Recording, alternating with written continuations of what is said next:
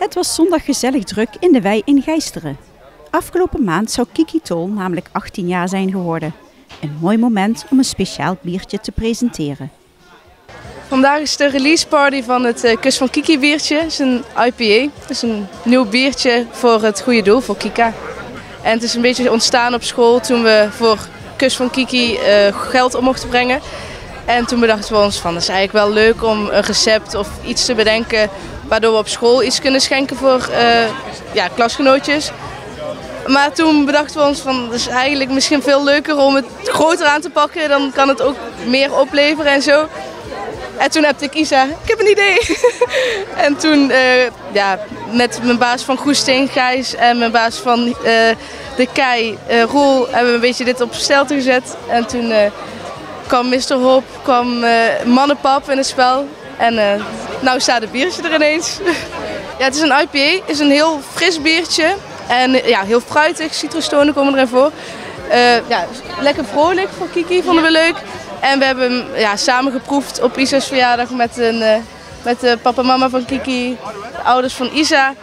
En toen kwamen we eruit dat het dit biertje werd, dat het deze werd. Ja. Nou, voor degenen die dat nog niet precies weten, maar dat doel, het Kus van Kiki, kun je iets kleins daarvan vertellen wat het inhoudt? Kus van Kiki is eigenlijk opgezet door Kiki zelf. Ze heeft een shirt ontworpen en toen ze overleden is, hebben de ouders van Kiki dat voortgezet. En eigenlijk zijn we toen de Giro di Kika gaan fietsen in Italië. De vader van Kiki, mijn vader en een paar teamleden. En daarvoor hebben wij €75.000 bij elkaar verzameld. En eigenlijk gaan wij dat dit jaar weer doen. Dus dit biertje is een mooi begin om daar een mooi bedrag voor te verzamelen. Er werd zondag op het leven van Kiki geproost en vanaf nu kan het bier ook besteld worden. Nou, het wordt hier in de Kei natuurlijk verkocht en dan bij Goesting in Venray en in de Plus als ik het goed heb, supermarkt. Mr. Hop. Ah ja, Mr. Hop inderdaad, dan kan je het online bestellen en dan wordt het ook verstuurd. En andere terrassen in Venray doen waarschijnlijk ook mee. Het loopt nog allemaal, dus het komen we vanzelf achter. Dat is waarschijnlijk ook te zien dan als het zover is. Maar er zit natuurlijk een inkomsten aan. Wat is de bedoeling? Hebben jullie een actie of zo daarvoor? Of waar gaat al dat geld naartoe? Ja, het geld gaat weer naar de Giro van 2023. Want Maarten gaat hem, waarschijnlijk jouw vader ook, gaan hem weer fietsen dit jaar. En dat is dus voor hun gaat het gelijk op die rekening. En dan gaat het naar Kika. Er wordt geen winst gemaakt door andere partijen. Het gaat allemaal gewoon naar Kika. En buiten het feit dat ze weer gaan fietsen volgend jaar in 2023, zijn er nog meer acties of acties al geweest?